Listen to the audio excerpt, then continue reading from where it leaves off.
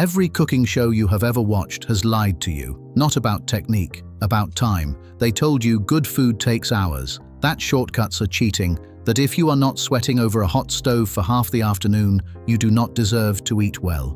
Rubbish.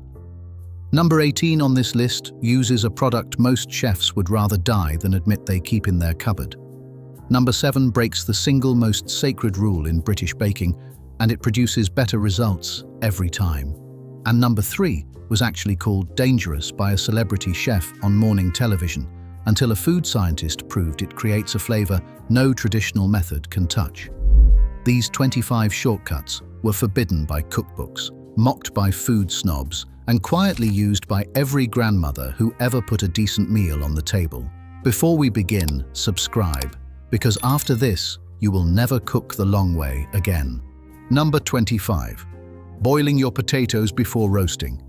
Every Sunday, Roast Guide tells you the same thing. Peel, parboil, rough up the edges, drain, then roast in screaming hot fat. 3 pans.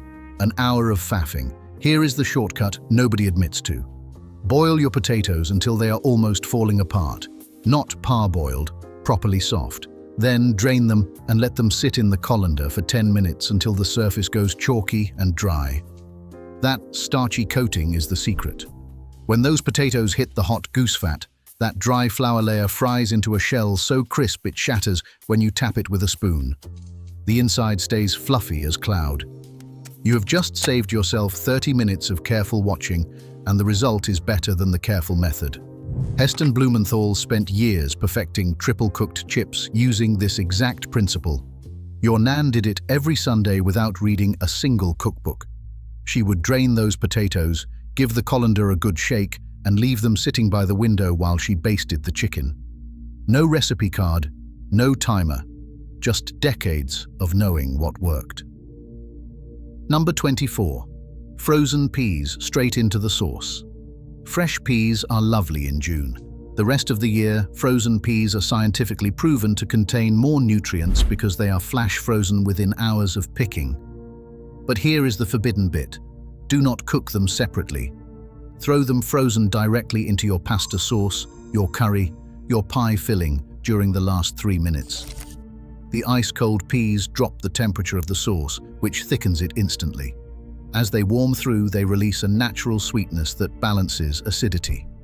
One step, no extra saucepan, no draining. Better texture, better flavor, less washing up. Every Italian grandmother does this, and every British cookbook pretends they should be blanched separately. Nonsense. Number 23. Mayonnaise instead of butter on a toastie. Spread the outside of your bread with mayo instead of butter before it hits the pan. The oils in mayonnaise have a higher smoke point than butter, so instead of burning, they create an even golden crust every single time. The egg proteins in the mayo brown beautifully through the Maillard reaction. Your cheese toastie comes out crunchier, more evenly colored, and you can spread it straight from the fridge without tearing the bread. Try this once, and you will never go back to wrestling cold butter across a slice of Hovis again. The Americans have been doing this for years. British cooks dismissed it as another transatlantic gimmick until food bloggers started posting side-by-side comparisons, and the mayo version won every single time. A jar of Hellmann's costs less than a block of Lurpak and lasts 3 times as long. That alone should end the argument. Number 22. Putting salt on aubergine and walking away. Modern recipes tell you salting aubergine is old-fashioned and unnecessary because the bitterness has been bred out. They are half right. Modern aubergines are less bitter. But salting does something else entirely. It draws out moisture. And moisture is the enemy of a proper char. Salt your aubergine slices, leave them 20 minutes, pat dry, and when they hit the pan they fry instead of steam. The difference is a rich caramelized surface versus a grey soggy sponge. This takes no extra effort, just time you would spend doing something else anyway. The shortcut is patience, and it is forbidden because food writers decided it was outdated. Number 21. Smashing your garlic instead of mincing it. Peel a clove. Lay your knife flat. Press down hard with the heel of your hand. Done. That crushed garlic releases more allicin than careful mincing because you have ruptured more cell walls in one violent motion. Allicin is what gives garlic its flavor and its health benefits. 30 seconds versus 3 minutes of fiddly knife work, and you get a stronger, more aromatic result. Michelin-starred kitchens crush garlic this way. Home cooks feel guilty about it because it looks lazy. It is not lazy, it is chemistry. Number 20. Adding a splash of vinegar to poaching water. Every recipe for poached eggs involves a whirlpool, a prayer, and a lie about how easy it is. The real trick is 2 tablespoons of white vinegar in the water. The acid causes the egg white to coagulate faster, wrapping itself around the yolk before it can spread into a stringy mess. No whirlpool needed, no special pan, no cling film hack. Your eggs come out compact and glossy in 3 minutes flat. This has been known since Victorian kitchens, but modern recipes either skip it or mention it as optional. It is not optional. It is the difference between a perfect egg and a sad white ribbon floating in a pot. Mrs. Beeton included this tip in 1861. We have had over 160 years to learn it, and most people still do not bother. Number 19. Putting ice cubes on reheated rice. Leftover rice reheated in the microwave turns into a dry, crunchy disaster, unless you place 2 ice cubes on top before microwaving. The ice does not melt onto the rice and make it soggy. The microwave targets the water molecules in the ice first, creating steam that gently rehydrates every grain from the outside in. 2 minutes later, you have rice that tastes freshly cooked. This trick circulated on Chinese social media for years before British food writers reluctantly admitted it works. The science is simple. Steam is gentler than direct radiation. Your rice stays fluffy instead of turning to pebbles. Number 18. Tinned tomatoes over fresh for sauce. This is the one that makes food snobs flinch. For any cooked tomato sauce, bolognese, curry base, shakshuka, tinned tomatoes are better than fresh. They are picked at peak ripeness and processed within hours, locking in a higher concentration of lycopene and natural sugars than the pale, mealy things supermarkets sell in January. San Marzano tinned tomatoes from Italy have a protected designation of origin for this exact reason. A 40p tin of chopped tomatoes from Aldi will produce a richer, sweeter sauce than a punnet of fresh ones costing £2. Every professional kitchen in Britain uses tinned tomatoes daily. Every food photographer puts fresh ones in the picture. The disconnect between what looks good on camera and what tastes good in the pot is staggering. Next time you make a spag bowl, use a tin. Use 2. Your sauce will be thicker, richer, and more intensely tomatoey than anything a plastic punnet of Dutch-grown tomatoes can deliver in February. First pattern break. Here is something the recipe books will never tell you. Worcestershire sauce, that dark bottle gathering dust behind the ketchup, is fermented anchovy extract blended with tamarind, vinegar, and spice. A few drops in any savory dish, stew, cheese on toast, shepherd's pie, even a tomato sandwich, adds a depth of flavor that would take hours of stock reduction to build from scratch. Japanese food scientists identified this as umami decades before British cooks had a word for it. Leia and Perrins have been making it in Worcester since 1837. Your grandmother shook it into everything without knowing the science. She just knew it made food taste more like itself. 2 shakes, 5 seconds. Better than an hour of reduction. A bottle costs £1 and sits in your cupboard for a year. The next time your shepherd's pie tastes flat, this is the answer you have been walking past in the condiment aisle every single week. Number 16. Using pasta water as a sauce ingredient. Every time you drain pasta and throw the water down the sink, you are binning the best emulsifier in your kitchen. That starchy, salty water is what Italian nonnas have used for centuries to make sauce cling to every strand. Before you drain, scoop out a mugful. Add it to your sauce a splash at a time while tossing the pasta. The starch binds the oil and water together into a glossy coating instead of a greasy puddle at the bottom of the bowl. This takes 0 extra time. It actually saves time because you need less sauce. British cookbooks routinely forget to mention this step. Italian ones cannot believe we ever ignored it. Number 15. Baking soda in your onions. When you need caramelized onions but cannot stand over the hob for 40 minutes, add a quarter teaspoon of bicarbonate of soda to the pan with a pinch of salt.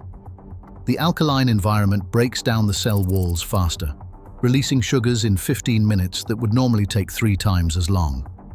Your onions turn deep amber, sweet and jammy in a fraction of the time. Too much and they turn to mush, so measure carefully. But this shortcut is the reason some restaurant French onion soups taste like they simmered all day when the kitchen opened at 11. Professional chefs guard this trick like a trade secret. The moment you mention bicarbonate of soda and onions together in a food forum, purists descend like seagulls on chips. Ignore them. They are standing at the hob for 40 minutes stirring. You are not. Number 14. Cold butter in pastry. Every baking class teaches you to rub butter into flour with your fingertips until it resembles breadcrumbs. The forbidden shortcut is to grate frozen butter directly into the flour using a box grater, then toss it together with a knife. Those cold shards create pockets of fat that melt during baking, producing flaky layers that fingertip rubbing struggles to match. The less you handle it, the less your body heat melts the fat, and the flakier the pastry. Professional pastry chefs keep their butter in the freezer for this reason. Home bakers were told warm hands make better cooks. Warm hands make tough pastry. Number 13. Microwaving bacon. Put it on a plate between 2 sheets of kitchen roll. 3 minutes on high. The fat renders evenly, the kitchen roll absorbs the grease, and you get crisp, flat rashers without a frying pan, without splatter burns, and without that curled-up mess that never cooks evenly. American diners have done this for decades. British cooks consider it sacrilege, but a blind taste test would have you choosing the microwave rashers 9 times out of 10 for sandwiches and BLTs. The texture is more uniform, and the cleanup is non-existent. Sometimes the laziest method is the best method. Number 12. Salting your steak the night before. Convention says salt your steak right before cooking or it draws out moisture and you end up with a dry, grey slab. That is true, but only for the first 40 minutes. If you salt it and leave it uncovered in the fridge overnight, something remarkable happens. The salt draws moisture to the surface, dissolves into it, and the brine gets reabsorbed deep into the meat through osmosis. By morning, the surface is dry, which means a better sear, and the interior is seasoned all the way through, not just on the crust. This technique, called dry-brining, produces steakhouse results from a supermarket sirloin. The 45-minute danger zone is real. Either side of it, you win. Every serious steak restaurant does this. Home cooks are told it ruins meat. It does the opposite. Next time you buy a ribeye from the butcher, unwrap it, salt it generously, and put it on a rack in the fridge uncovered. By tomorrow evening, you will understand why restaurant steaks taste different from yours. It is not the grill. It is not the cut. It is this. Second pattern break. Nobody wants to admit this, but stock cubes are not the enemy. A Knorr stock pot or an OXO cube dissolved in boiling water gives you a flavor base in 30 seconds that fresh stock takes 4 hours to build. Are they identical? No. But when you are making a midweek risotto at 7:30 on a Tuesday and the children are screaming, that little foil-wrapped cube is the difference between dinner happening and dinner not happening. The glutamates in a stock cube enhance the savory perception of everything around them. Food scientists at the University of Reading confirmed that umami compounds in commercial stock amplify the flavor of real ingredients rather than replacing them. Use them without guilt. Your Nan did. Every professional kitchen keeps a box in the cupboard for emergencies. The only people who judge you for it have never cooked for a family on a weeknight. They have time for mirepoix and 4 hours of simmering because they are cooking for Instagram, not for hungry children who need feeding before bake-off starts. Number 10. Resting meat under foil and a tea towel. Recipes say rest your roast under a loose tent of foil. The shortcut is to add a clean tea towel on top of the foil. That extra insulation slows heat loss dramatically, keeping the joint warm for up to 30 minutes while the juices redistribute. Without the towel, your lamb is lukewarm by the time you finish the gravy. With it, the meat stays at serving temperature and actually becomes more tender as the proteins relax. This costs nothing, takes 2 seconds, and solves the single biggest complaint about home-roasted meat. Nobody mentions it because it looks unglamorous. Unglamorous works. Number 9. Blooming spices in oil before adding anything else.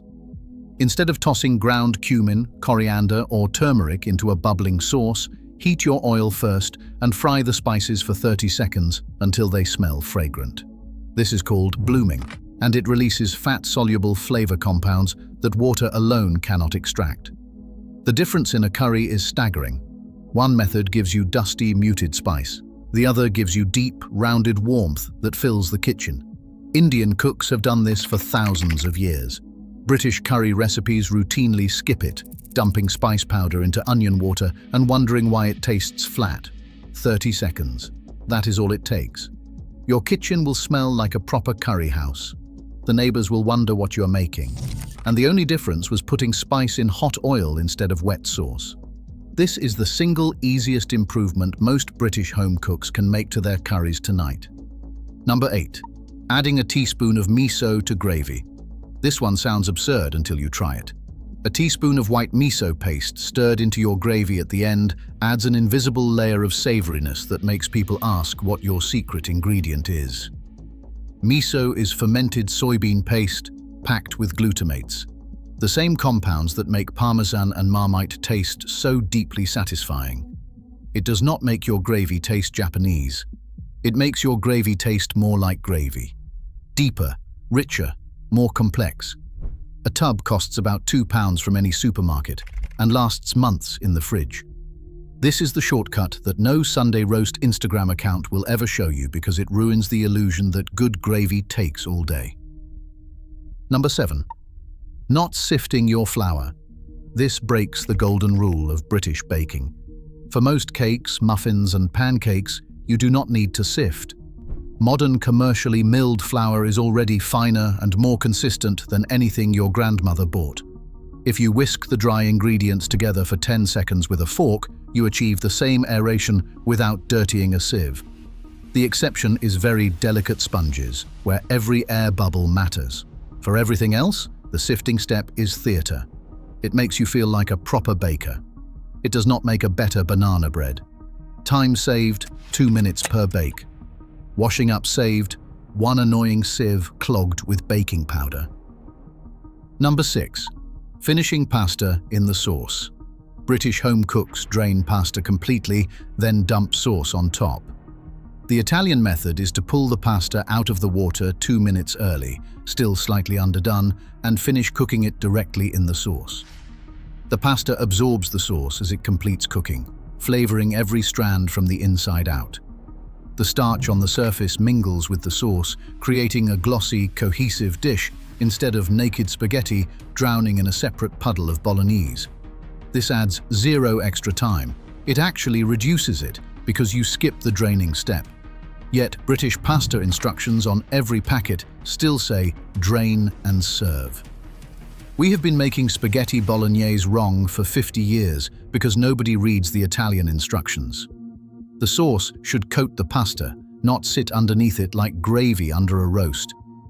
Once you see the difference on the plate, glistening strands instead of a dry pile with a red puddle, you will wonder how you ever ate it the old way. Number 5. Brown sugar on roasted carrots. Toss your carrots in olive oil, salt, and a tablespoon of brown sugar before roasting. The sugar caramelizes at oven temperature, creating a sticky, almost toffee-like glaze that turns boring root vegetables into something children actually fight over.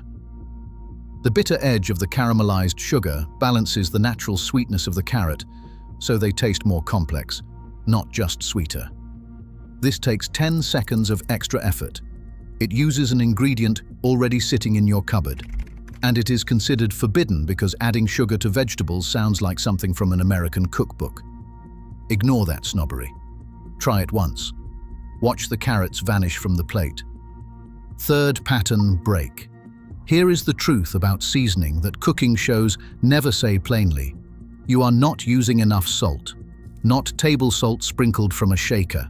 Proper flaky sea salt, pinched between your fingers and scattered from a height. The reason restaurant food tastes better than yours is not talent. It is salt. They season at every stage. You season at the end. Salt the onions when they start sweating. Salt the mince when it goes brown. Salt the sauce as it simmers. Salt the potatoes in the boiling water. Then taste and adjust at the end. 5 moments of salting across a dish produces rounded, balanced flavor. 1 panicked shake at the table produces a salty top layer and a bland middle. This is not a shortcut in the traditional sense. It takes no extra time, but it is forbidden because everyone is terrified of salt. The NHS tells you to cut down. Your doctor frowns. But there is a vast difference between the sodium hidden in processed ready meals and the pinch of Maldon you scatter over fresh vegetables. One is invisible and excessive. The other is controlled and transformative. Cooking with salt is not the same as eating too much of it. Learn the difference and your food changes overnight. Number 3. Putting butter in your scrambled eggs at the end. Most recipes say cook scrambled eggs low and slow in butter. The shortcut is to cook them in a dry, non-stick pan on medium heat, stirring gently, then drop a cold knob of butter in at the very end when you pull the pan off the heat. The residual warmth melts the butter into the curds, instantly stopping the cooking and creating a glossy, creamy finish. Adding cold butter at the end drops the temperature of the eggs fast enough to prevent overcooking, which is the single biggest mistake home cooks make. Gordon Ramsay demonstrated this on television, and food traditionalists called it gimmicky. A food scientist then showed that the rapid temperature drop preserves the protein structure at its most tender stage. Chemistry does not care about tradition. Number 2. Deglazing the pan with whatever is open. After frying your chops, chicken or sausages, there is a layer of brown fond stuck to the bottom of the pan. That is concentrated flavor. Splash in whatever liquid is nearby. Wine, beer, stock, even a bit of tea from the pot. Let it bubble for 30 seconds while you scrape the bottom with a wooden spoon. Those brown bits dissolve into an instant sauce that tastes like you spent an hour building it. The alcohol cooks off in seconds. The sugars and proteins in the fond combine with the liquid into something rich and complex. This takes half a minute and uses ingredients you have already opened. Pouring that liquid down the drain when you wash the pan is pouring away the best part of your dinner. Red wine makes it French. Brown ale makes it northern. A glug of cider makes it West Country. Whatever you choose, that 30-second sauce will have your family asking what recipe you followed. The answer is no recipe, just instinct and whatever bottle was already on the counter. Number 1. Letting your meat come to room temperature before cooking. This tops the list because it is the single most ignored, most debated, and most effective shortcut in any British kitchen. Take your steak, your chicken breasts, your pork chops out of the fridge 30 minutes before cooking.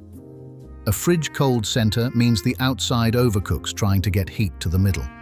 A room temperature piece of meat cooks evenly, sears properly, and finishes faster. Food safety authorities say meat can safely sit at room temperature for up to 2 hours. 30 minutes is all you need. The difference is the contrast between a grey, overcooked rim around a cold center and an even rosy pink throughout. Every professional chef does this. Every food safety warning makes you afraid to try it. But the science is settled. Tempering your meat is the fastest route to cooking it perfectly, and it requires you to do absolutely nothing except take it out of the fridge and walk away. That is the beauty of it. The best shortcut on this entire list is doing less, not more. While that steak sits on the counter reaching room temperature, you set the table, pour a glass of wine, and let patience do what no amount of gadgetry or technique can replicate. The simplest shortcuts are always the hardest to believe. Here is my challenge to you. Pick one shortcut from this list, just one. The miso in gravy, the mayo on your toastie, the frozen butter in pastry. Try it this week and come back to tell me if it made a difference. Because every single one of these was called wrong by someone who never tested it properly. Your grandmother did not read food blogs. She did not watch MasterChef. She cooked every single day for decades, and the shortcuts she used were not lazy. They were genius. Share which one you are trying first in the comments. I want to know if the ice cube rice trick gets more love than the pasta water secret. And if anyone tries the miso gravy at Christmas, I want a full report. Subscribe if you have not already, because next week we are going deeper.